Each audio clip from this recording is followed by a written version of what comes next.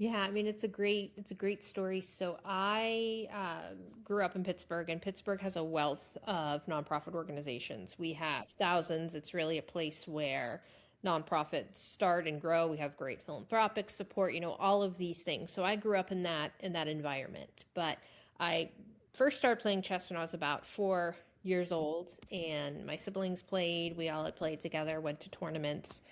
And being in the competitive chess space, you see a lot and experience a lot, just like any other sport. I say that competitive chess is just like soccer, basketball, whatever. You are training, you are going through a lot of practices, hurdles, like all of these things that any competitive sport has.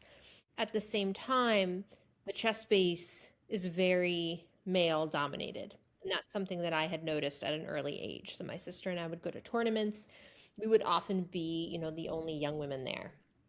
So that had a huge impact on how we engaged with the world, really, and how we had those questions where, are we supposed to be here? What does that look like, right? So that sort of carried with me for many years, and I decided that I wanted to maybe change that a bit. So, as I got into teaching, I experienced the same thing. People were tending to have male teachers.